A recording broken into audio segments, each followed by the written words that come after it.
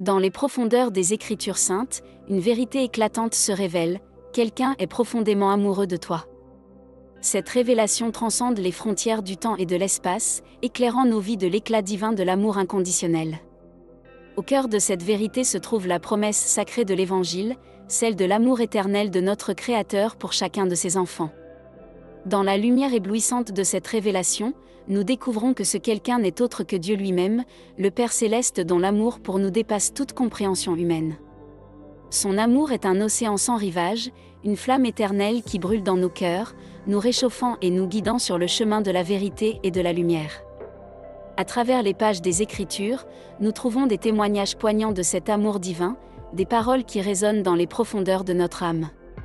Car Dieu a tant aimé le monde qu'il a donné son Fils unique, afin que quiconque croit en lui ne périsse pas, mais qu'il ait la vie éternelle. Ces paroles sacrées résonnent comme un doux murmure dans nos cœurs, nous rappelant que nous sommes précieux aux yeux de Dieu. Dans cette révélation divine, nous trouvons la véritable source de notre identité et de notre valeur. Nous sommes aimés d'un amour infini et inconditionnel, un amour qui nous enveloppe comme une étreinte chaleureuse, nous donnant la force et le courage d'affronter les défis de la vie avec confiance et assurance. Dans les replis de notre être, nous découvrons l'ampleur de l'amour inconditionnel de Dieu pour chacun de nous. Son amour transcende nos imperfections, nos faiblesses et nos erreurs, nous enveloppant dans une étreinte de grâce et de miséricorde. Cet amour est comme un phare dans les ténèbres, une lumière qui brille même au cœur de nos plus sombres moments, nous rappelant notre valeur inestimable aux yeux du Créateur. L'amour de Dieu est infini et sans limite. Il ne dépend pas de nos actions ou de nos mérites, mais il est un don gratuit, offert à tous ceux qui ouvrent leur cœur à sa grâce. Même lorsque nous nous éloignons de lui, Dieu ne cesse jamais de nous aimer. Son amour est constant et immuable, une source d'espoir et de réconfort dans les tempêtes de la vie.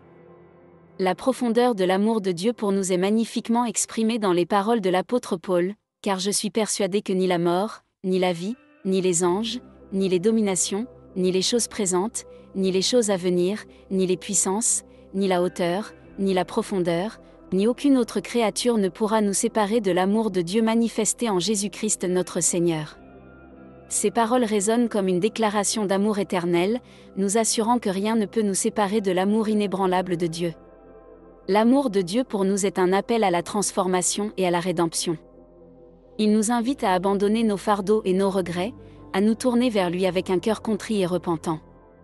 Par sa grâce infinie, nous sommes pardonnés de nos péchés et restaurés dans une relation intime avec notre Créateur.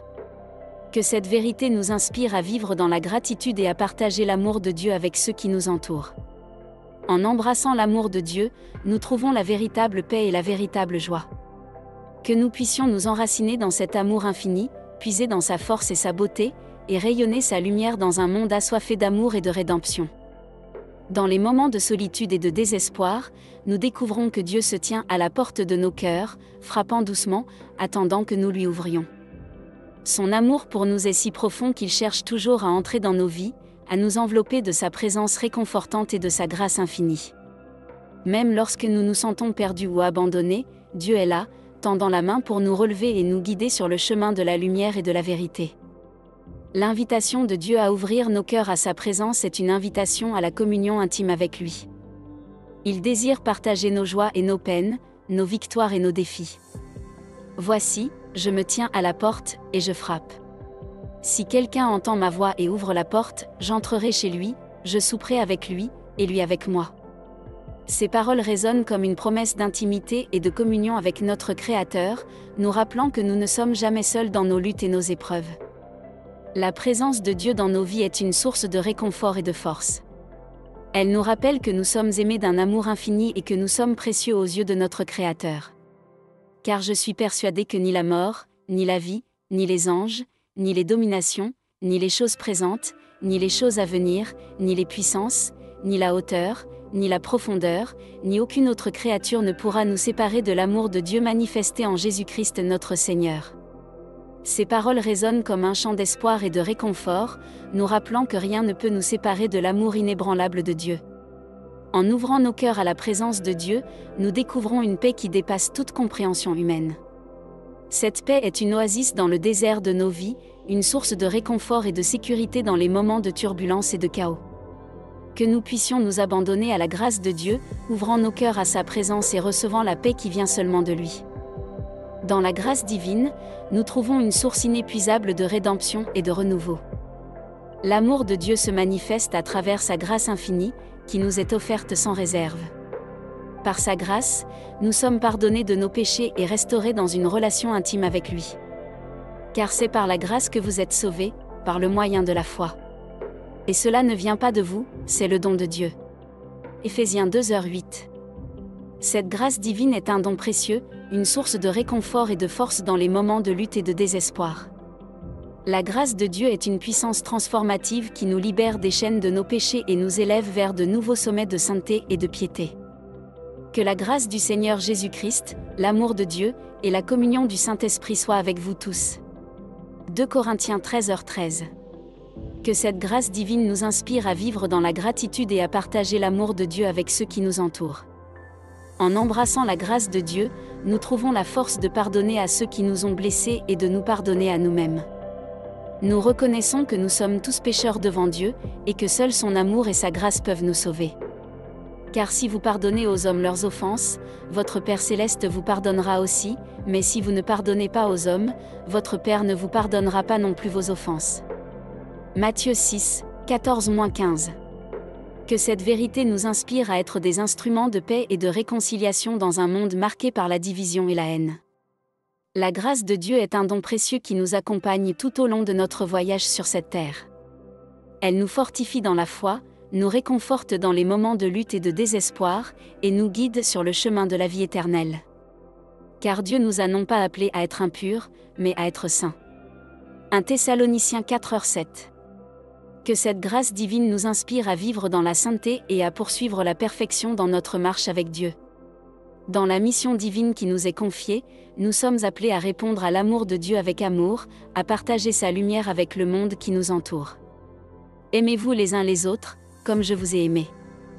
Jean 13h34. Cette mission transcende les frontières de nos différences et nous appelle à être des témoins vivants de l'amour de Dieu dans un monde souvent marqué par la haine et la division. En embrassant la mission divine de l'amour, nous devenons des artisans de paix et de réconciliation, des agents de transformation et de guérison dans un monde blessé par le péché et la souffrance. Heureux ceux qui procurent la paix, car ils seront appelés fils de Dieu. Matthieu 5h9. Que cette béatitude nous inspire à être des porteurs de paix, cherchant à construire des ponts plutôt que des murs, à guérir les blessures plutôt que les infliger. La mission divine de l'amour nous appelle également à nous engager dans le service désintéressé envers les autres, à répondre aux besoins des plus démunis et des plus vulnérables de notre société. Car je vous ai donné un exemple, afin que vous fassiez comme je vous ai fait. Jean 13h15. Que cet exemple du Christ nous inspire à suivre ses traces, à être des serviteurs humbles et généreux, prêts à donner de notre temps, de nos talents et de nos ressources pour le bien des autres. En répondant à la mission divine de l'amour, nous découvrons la véritable signification de notre existence et la joie profonde qui découle de la communion avec Dieu et avec nos semblables. Car l'amour de Dieu est répandu dans nos cœurs par le Saint-Esprit qui nous a été donné. Romains 5h5. Que cet amour divin nous transforme de l'intérieur, nous donnant la force et la passion nécessaires pour vivre une vie pleine de sens et de proposito. Dans la bénédiction divine, nous trouvons une source infinie de grâce, de paix et de réconfort. Que la grâce du Seigneur Jésus-Christ, l'amour de Dieu, et la communion du Saint-Esprit soient avec vous tous. 2 Corinthiens 13h13. Cette bénédiction trinitaire est un rappel puissant de la présence constante de Dieu dans nos vies, nous enveloppant de son amour infini et nous accompagnant dans chaque étape de notre voyage. La bénédiction divine nous rappelle que nous ne sommes pas seuls dans nos luttes et nos épreuves, mais que Dieu est avec nous, nous soutenant et nous guidant à travers les tempêtes de la vie. Je ne te délaisserai point, et je ne t'abandonnerai point. Josué 1h5. Que cette promesse réconfortante nous donne la force et le courage de persévérer dans la foi, sachant que Dieu est toujours à nos côtés, nous fortifiant de sa grâce infinie. Dans la bénédiction divine, nous trouvons également la promesse de la vie éternelle, une espérance qui transcende les limites de notre existence terrestre.